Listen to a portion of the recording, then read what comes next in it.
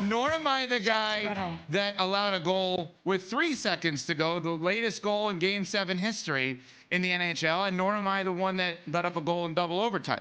I didn't do this. This is your song. Why are you upset? Why am I upset? I'm heartbroken this morning, and you know it, and you're trying to rub salt in the wound because hurt people, CC. That's and exactly Evan is still upset that his Miami Heat were a no-show, embarrassing, This has nothing to do with the Miami ousting Heat. in the NBA playoffs. He's mad that we had to talk about Heat culture being dead for days and days, and he wants me to feel badly this morning. Good song. It's Long a banger. Michelle Small and Chris Canty, Evan Cohen with you. Banger. Shout out to Laura Brannigan. And you know what? Now that we're here, Jordan Binnington, the last time we saw him in a Game 7 was Game 7 of the Stanley Cup Final versus the Boston Bruins, where he stood on his head. One of the most amazing performances I've ever seen from an athlete. I thought Binner had it in the bag yesterday. Yeah. I don't know what to say. You just said yes, so sad. I don't know what to say, but I know Evan Cohen was planning this all of our pre-show meeting. He couldn't wait for this. Thank you for outing him. He could not wait for it. Could not wait for it. I don't even think about the show. I don't think about anything with the show. I never. Why would you do this to me? What an excuse. You know what happened, Smalls? I'm going to tell you what happened. Tell me. He wanted me to get on board with trolling you this morning, and he needed an ally so bad That's not why I did that he bought me No, that's a not why. throwback Lakers poster that had all the Lakers legends on it. He said, you know, I just had this sitting at my house. I did. And I thought I would bring this in. I hadn't done anything with it. I'm not really a Lakers fan. I'm a Heat fan. So I wanted you to have it because I know that you would appreciate it. But what really happened was Evan Cohen was buttering me up so that I would be on board with him and us as a show unit trolling you in your loss this morning. Wow. He tried to buy your allegiance. He did. No, That is low. I did bring him a poster. That is Lovely low. poster. I did not have. It had nothing to do with the Lovely Oh, idea. that is pretty cool. Lovely Lakers poster. This is awesome. It's weird. I don't see LeBron on there. Now you're taking shots at LeBron. I like what's happening We'll get to here. him later. Okay. We'll get to him later. But why would you do this to me? Why? Why do you keep looking at me?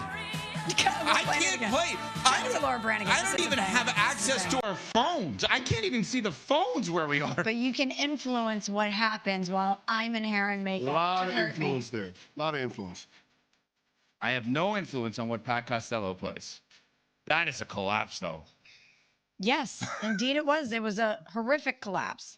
I'm very upset about it. I'm not trying. Like if you're gonna bring up my team had the all-time worst playoff series in the history of the postseason. By stats and numbers, the Blues allowing a goal, game tying in Game 7 with 3 seconds to go, is the worst allowance of a goal relative to when it happened in the history of the sport. Yeah, that's letting up a bad goal. You think? That's letting up a bad goal. I was ready to go to bed. I was like, oh, if we're there good ever here. was one, that is letting up a bad goal. Man, that was heartbreaking. And in Winnipeg, the whiteout, just the whole environment, watching them celebrate, it was bad. I'm in a bad mood. I didn't pull the trigger on this, but I swear to God. So I was on ESPN Bet last night and I was playing around. I'm like, I was like searching for different things. I'm like, maybe I could find something juicy here that would be interesting to win a bunch of money by putting a low amount of money in. And I swear to you, I almost pulled the trigger on a double whammy just to annoy Smalls of the Mets were losing to the Cardinals and the Jets were losing to the Blues. Mm-hmm. So I'm like, let me bet on anti-St. Louis on both of them. And I'm like, I don't want to do that to her. It'll annoy her too much. Well, then this happened, so I didn't have to worry about that. Good morning, everybody. How'd that baseball game end up? Well, yeah, it was a rain-out Saturday, so that's my focus. We are on Sportsmanlike, presented by Progressive Insurance here on ESPN Radio. Yes, the St. Louis Blues, Smalls' team, had the worst loss in the history of hockey, arguably last night, double overtime. They were up 3-1 with less than 2 minutes to go and lost in double overtime last night and got eliminated.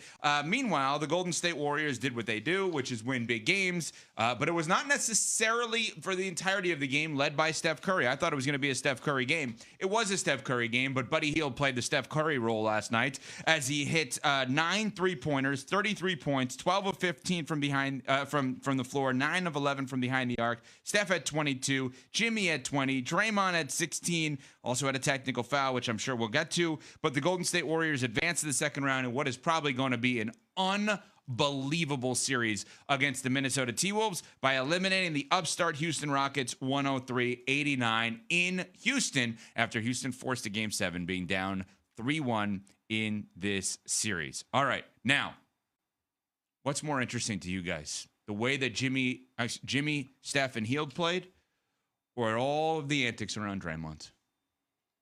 He had a flagrant foul on Fred VanVleet, and a friend of mine sent me a text this morning saying it's actually almost borderline impressive, almost, how Draymond finds new ways of like hitting guys without actually kind of punch. He was passing the ball and somehow punched Fred VanVleet in the face.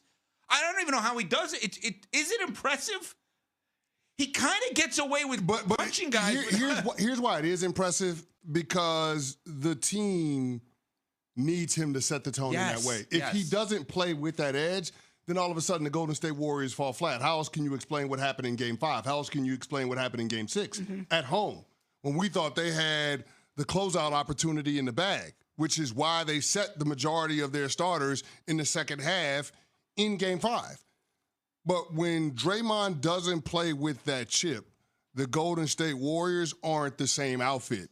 But I do think there's something to be said for this group going back to Houston, having the players-only meeting led by Dre, Steph, and Jimmy, and them establishing a mindset that's going to allow them to be at their best in Game 7. And conversely, you saw the youth and inexperience of the Houston Rockets. So I think there is a little bit of both things can be true. The Houston Rockets weren't ready for the moment. They weren't ready for Game 7 intensity.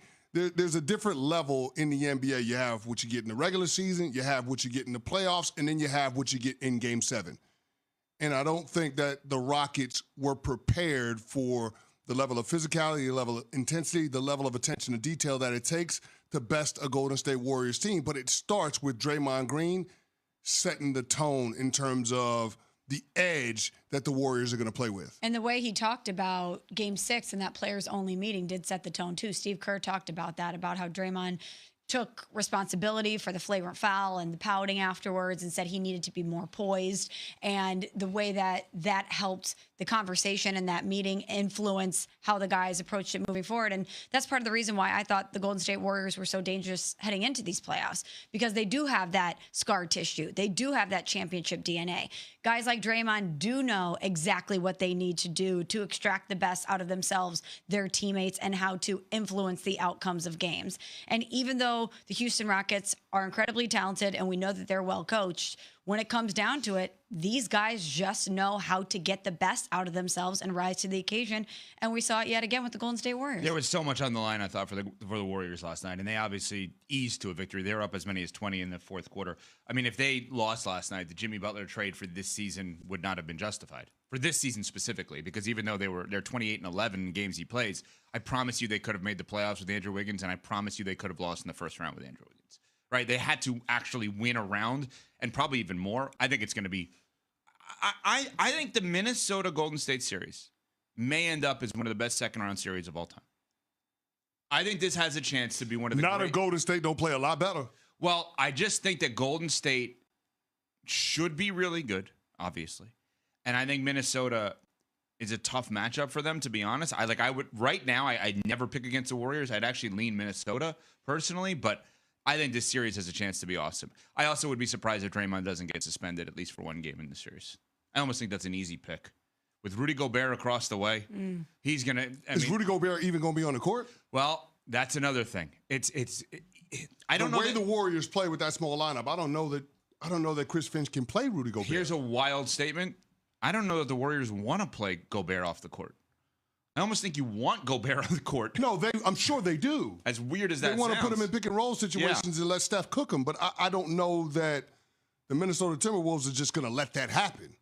No, I think you're right about that. This is going to be a fact. I am so excited for this series. The X's and O's of this one. I'm so excited for this series. Please don't have it so late at night. Do we need an 8:30 p.m. Eastern on a Sunday night game? You know they're going to make you wait on this one. Oh, my Yeah, God. They're going to make you wait on this one. 8:30 p.m. Eastern Sunday nights? And it's going to be the 10 o'clock game during the week. You know what this is. Oh, man. You know what this is. This is going to be the 10 o'clock game during the week, the 8:30 game on Sunday night. I know I sound like an old man because I am, but, like, come on. Do we really? 8:30 p.m. Eastern Sunday night for a Game 7?